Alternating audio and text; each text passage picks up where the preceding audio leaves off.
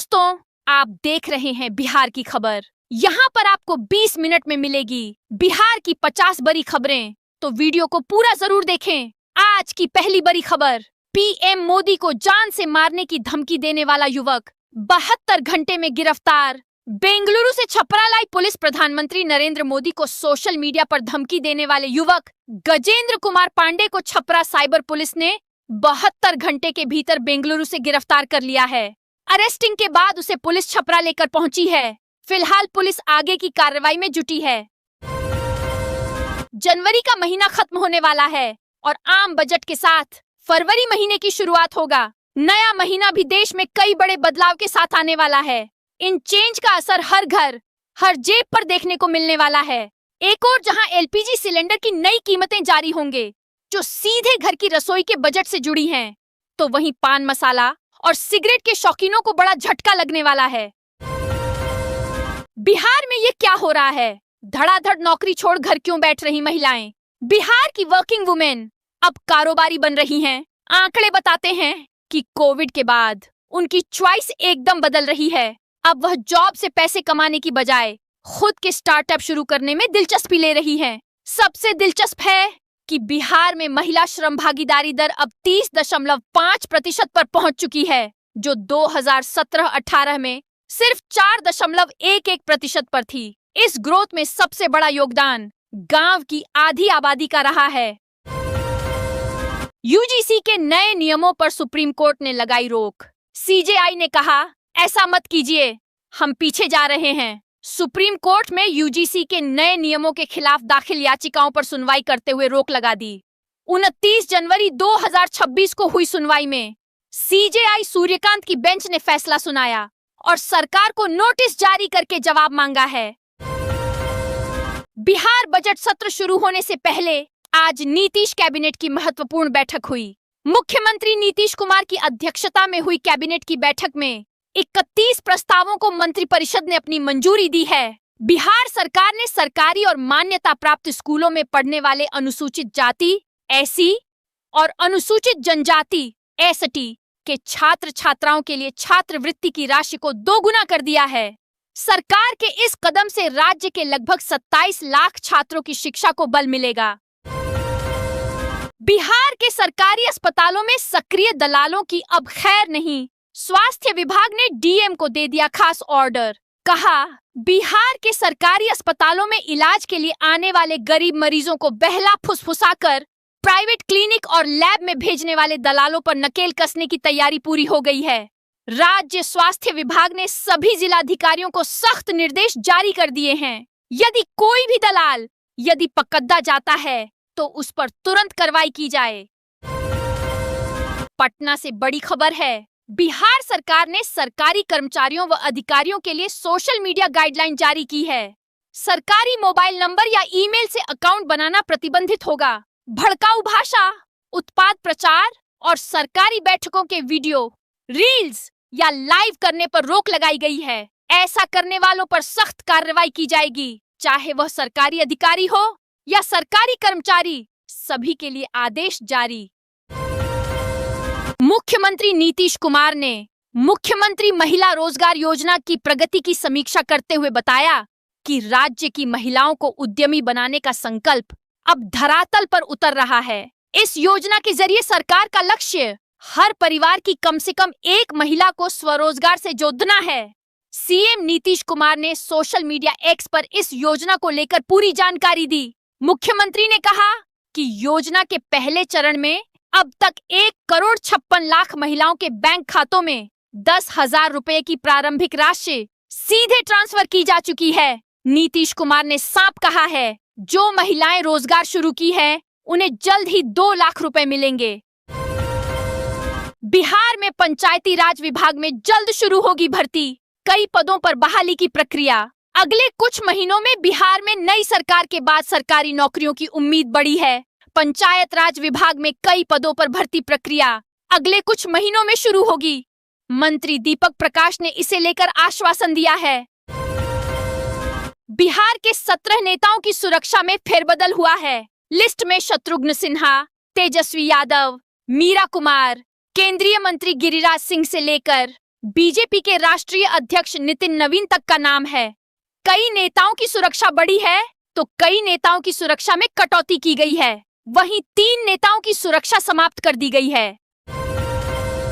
बिहार में nursery business का सुनहरा मौका, सरकार दे रही 50% सब्सिडी, जल्द करें आवेदन। बिहार सरकार की कृषि वानिकी योजना के तहत किसानों और युवाओं को नर्सरी कारोबार शुरू करने या बढ़ाने के लिए 50% तक की सब्सिडी दी जा रही है। योजना में गम्हार, सेमल, मालाबार नियम जैसे कृषि वानिकी पौधों पर जोर दिया गया है। बिहार के कई हिस्सों में हुई पिछले 24 घंटे के दौरान हल्की बारिश के बाद तापमान में गिरावट दर्ज की गई है, जिससे ठंड का असर बारह गया है। मौसम विभाग ने आने वाले समय के लिए राज्य के कई जिलों में घने कोहरे और बारिश की चेतावनी जारी की है। लालू परिवार को कोर्ट ने दिया सशरीर कोर्ट में पेश होने का आदेश। 9 मार्च से रोजाना सुनवाई लैंड फॉर जॉब मामले में। आज राउज एवेन्यू कोर्ट ने सुनवाई करते हुए लालू परिवार को व्यक्तिगत रूप से अदालत में पेश होने का आदेश सुनाया। कोर्ट ने हालांकि राहत देते हुए उन्हें 1 फरवरी से 25 फरवरी के बीच किसी भी दिन आने की सशर्त मोहलत दे दी। बिहार लोक सेवा आयोग ने नई भर्ती की घोषणा की है। हाल ही में बीपीएससी ने पंचायती राज विभाग के अंतर्गत ऑडिटर पदों पर भर्ती नोटिफिकेशन जारी किया है, जिसके लिए ऑनलाइन आवेदन पत्र भरने की प्रक्रिया 5 फरवरी से शुरू होगी। इसमें सभी कैटेगरी के कैंडिडेट्स मात्र 100 रुपए में इस वैकेंसी का फॉर्म भर सकेंगे।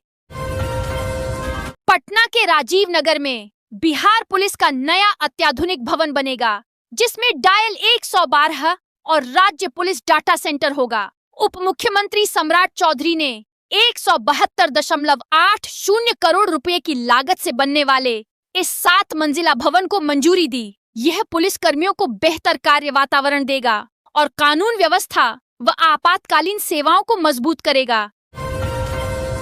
उच्चतम न्यायालय ने बिहार में मतदाता सूचियों के विशेष गहन पुनरीक्षण (एसआईआर) की प्रक्रिया को चुनौती देने वाली याचिकाओं पर बृहस्पतिवार को अपना फैसला सुरक्षित रख लिया। इन याचिकाओं में गैर सरकारी संगठन NGO association for democratic reforms की ओर से दायर याचिका भी शामिल है, जिसमें पुनरीक्षण प्रक्रिया पर सवाल उठाए गए थे। बिहार के नवादा जिले के हिसुआ विधानसभा से 4 बार चुने गए भाजपा के वरिष्ठ विधायक अनिल सिंह ने केंद्र सरकार के UGC equity regulations 2026 UGC bill के खिलाफ खुली बगावत कर दी है। सत्ता में रहते हुए अपनी ही पार्टी के नेताओं और शिक्षा मंत्रालय पर सवाल उठाते हुए उन्होंने कहा है कि यह बिल सामान्य वर्ग, स्वर्ण समाज के छात्रों शिक्षकों के साथ भेदभाव करता है, जो बर्दाश्त नहीं किया जाएगा। बारामती में एक दुखद विमान दुर्घटना में महाराष्ट्र के उप मुख्यमंत्री अजित पवार सहित 5 लोगों की मौत हो गई। यह वही प्लेन था जिसने बिहार चुनाव के दौरान बीजेपी नेताओं को ढोया था। दुर्घटनाग्रस्त प्लेन लियरजेट 45 वीएसआर वेंचर द्वारा संचालित था और दुर्घटना के दिन ही पटना के लिए एक और चार्टर उड़ान भरने वाला था। बेतिया में शिक्षा विभाग की बड़ी कार्रवाई। 4 शिक्षक सस्पेंड। शिक्षा व्यवस्था को दुरुस्त करने के उद्देश्य से शिक्षा विभाग ने कड़ा कदम उठाया है।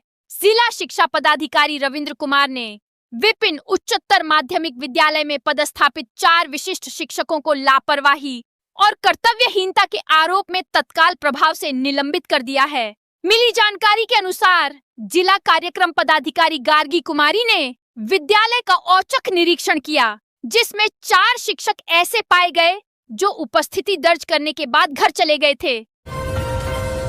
बिहार में बदलेगा ट्रैफिक सिस्टम, पैदल यात्रियों को प्राथमिकता। परिवहन विभाग ने मांगी रिपोर्ट। परिवहन विभाग बिहार में पैदल यात्रियों की सुरक्षा और सुविधा के लिए बड़ी पहल कर रहा है। व्यस्त सड़कों पर zebra crossing, underpass, foot over bridge और फुटपाथ बनाए जाएंगे। सभी जिलों से सुधार बिंदुओं पर रिपोर्ट मांगी गई है, जिसके आधार पर विस्तृत कार्य योजना बनेगी। विभाग जागरूकता अभियान भी चला रहा है, जिसमें पैदल यात्रियों को सड़क पर पहला हक बताया जा रहा है।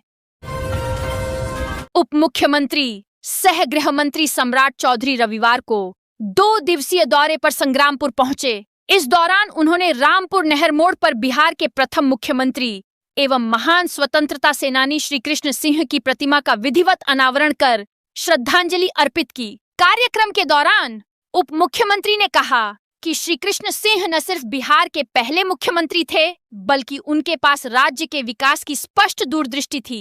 श्री बाबू के कार्यकाल के बाद बिहार के विकास की गति थम गई थी, जिसे मुख्यमंत्री नीतीश कुमार ने दोबारा विकास की पटरी पर लाया है। गंगा नदी पर मोकामा और बरौनी को जोड़ने वाले राजेंद्र सेतु के समानांतर नया डबल ट्रैक रेल पुल बनकर तैयार हो गया है। इस उपलब्धि के साथ ही बिहार की रेल कनेक्टिविटी में एक नया अध्याय जुड़ गया है। इरकॉन कंपनी की ओर से निर्मित इस पुल के पूरा होने से उत्तर और दक्षिण बिहार के बीच का सफर न केवल आसान होगा, बल्कि समय की भी बड़ी बचत होगी। बिहार विधानसभा चुनाव में हार के बाद कांग्रेस में आंतरिक कलह बढ़ गई है।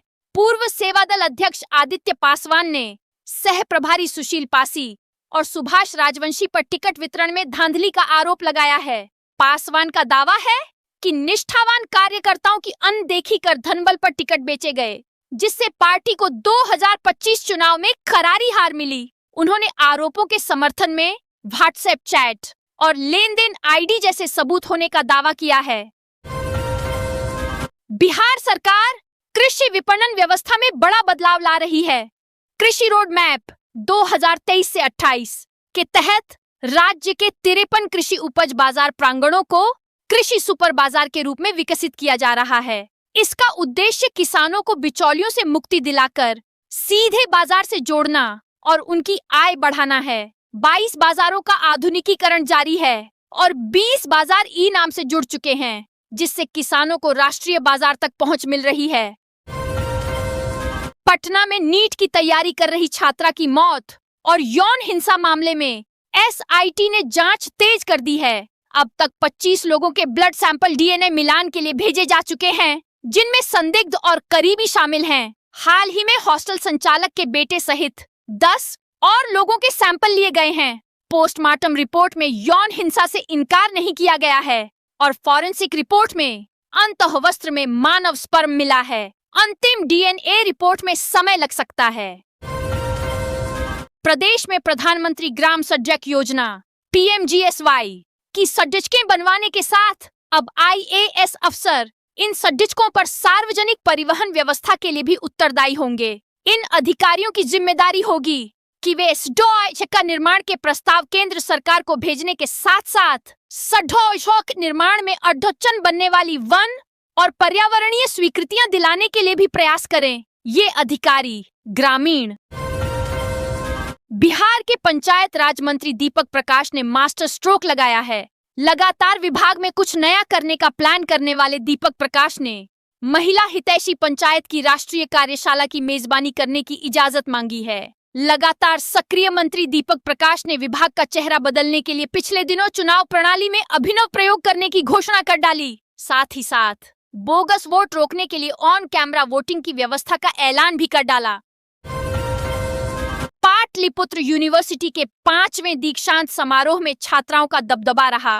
कुल 31 गोल्ड मेडलिस्ट में से 22 लड़कियां थीं, जो शिक्षा में उनकी बढ़ती भागीदारी दर्शाती हैं। समारोह में 800 पीजी और 65 पीएचडी डिग्री ऑन स्पॉट दी गईं। राज्यपाल की अनुपस्थिति में प्रधान सचिव ने अध्यक्षता की। मनीषा कुमारी जैसी छात्राओं ने अपनी सफलता का श्रेय कड़ी मेहनत को दिया, जो उच्च शिक्षा में बेटियों के उज्जवल भविष्य का संकेत है। उप मुख्यमंत्री विजय कुमार सिन्हा ने घोषणा की है कि 1 फरवरी से बिहार में जमीन विवादों में पुलिस की भूमिका कानून व्यवस्था तक सीमित रहेगी। गृह और राजस्व विभाग द्वारा जारी संयुक्त आदेश के अनुसार पुलिस बिना सक्षम प्राधिकार के दखल कब्जा या निर्माण कार्य में हस्तक्षेप नहीं करेगी। अब जमीन विवाद राजस्व और न्यायिक प्रक्रिया का विषय होगा। प्रत्येक शनिवार को अंचलाधिकारी और थाना प्रभारी संयुक्त बैठक कर मामलों का समाधान करेंगे।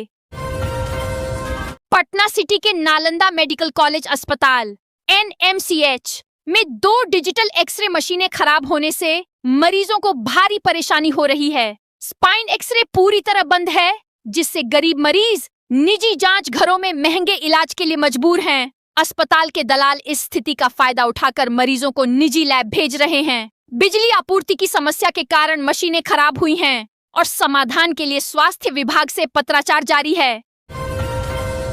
बिहार कांग्रेस में खींचतान का अजब माहौल कायम है। बिहार विधानसभा चुनाव 2025 में मिली जबरदस्त हार ने न केवल प्रदेश कांग्रेस के शीर्ष नेताओं का सब्र तोड़ा, बल्कि एक दूसरे के विरुद्ध खड़ा करने में भी कोई कोताही नहीं बरत रहे हैं। कांग्रेस का आंतरिक अनुशासन तार तार हो गया है, जिसे देखो एक दूसरे को कटघरे में खड़ा करते दिख रहा है। प्रदेश कांग्रेस की ताजा खबर यह है कि दो नामचीन नेता एक दूसरे की टोपी उछालते दिख रहे हैं। नीतीश सरकार ने अपने एक बड़े फैसले में प्रशासनिक फेरबदल किया है। बिहार सरकार के सामान्य प्रशासन विभाग की ओर से बिहार प्रशासनिक सेवा के अधिकारियों की ट्रांसफर पोस्टिंग की गई है। इसमें 51 अधिकारी शामिल हैं। पूर्णिया, सुपौल सदर सहित मोहनिया और कई जगहों के एसडीओ का तबादला किया गया है। इसके अलावा अपर सचिव, संयुक्त सचिव और अपर समाहर्ता और उप सचिव स्तर के अधिकारियों का तबादला भी किया गया है। पूर्व विधान पार्षद अनुज कुमार सिंह ने गुरुवार को जदयू की सदस्यता ग्रहण की। जदयू प्रदेश अध्यक्ष उमेश सिंह कुशवाहा ने उन्हें पार्टी में शामिल कराया। इस अवसर पर कई अन्य नेताओं और कार्यकर्ताओं ने भी जदयू का दामन थामा। कुशवाहा ने मुख्यमंत्री नीतीश कुमार के विकास कार्यों की सराहना करते हुए कहा कि अनुज कुमार सिंह के जुड़ने से पार्टी को मजबूती मिलेगी। उन्होंने राजद की परिवारवादी नीतियों की आलोचना भी की। बिहार सरकार आपदा प्रबंधन को मजबूत कर रही है। दूसरे चरण में 20 जिलों में डिस्ट्रिक्ट इमरजेंसी रिस्पांस फैसिलिटी कम ट्रेनिंग सेंटर बनेंगे, जिससे त्वरित राहत और बेहतर समन्वय सुनिश्चित होगा। पहले चरण में 17 केंद्र चालू हो चुके हैं। अनुग्रह राशि 6,000 रुपए से 7,000 रुपए की गई है और 100 बाढ़ आश्रय स्थल बनाए जा रहे हैं। बिहटा में 312 करोड़ रुपए का नया एसडीआरएफ मुख्यालय भी उद्घाटन किया गया है। बिहार के लोगों का दानापुर बिहटा एलिवेटेड रोड के पूरा होने का इंतजार अगले साल खत्म हो सकता है। इस 4 लेन कॉरिडोर पर 2027 में गाड़ियां दौड़ने लगेंगी। अभी इस योजना का 45% काम पूरा हो गया है। देश की सबसे लंबी एलिवेटेड राजमार्ग परियोजना माने जाने वाले इस 4 लेन कॉरिडोर को पहले सितंबर 2026 तक पूरा किया जाना था। इसकी जानकारी राष्ट्रीय राजमार्ग प्राधिकरण ने दी। उप मुख्यमंत्री विजय कुमार सिन्हा 31 जनवरी को दरभंगा में भूमि सुधार जन कल्याण संवाद की अध्यक्षता करेंगे। इसका उद्देश्य आम रैयतों और किसानों की भूमि संबंधी समस्याओं का त्वरित व पारदर्शी समाधान करना है। सुबह 9 से 11 बजे तक पंजीकरण होगा। उप मुख्यमंत्री ने अधिकारियों को चेतावनी दी है कि जनता के काम में लापरवाही बर्दाश्त नहीं की जाएगी और भूमि माफिया पर भी सख्त कार्रवाई होगी। बिहार के सरकारी स्कूलों में वार्षिक परीक्षा से पहले छात्रों की दक्षता रिपोर्ट तैयार की जाएगी। प्रधान शिक्षक व प्रधानाध्यापक यह रिपोर्ट बनाएंगे, जिसमें शिक्षकों का सहयोग रहेगा। इसमें बच्चों द्वारा एक साल में क्या सीखा गया, FLN किट का उपयोग और शिक्षकों की नेतृत्व क्षमता का आकलन होगा। यह रिपोर्ट SSC-ERT के निर्देश पर तैयार हो रही है, जो शिक्षा में समावेशन और कौशल विकास पर केंद्रित है।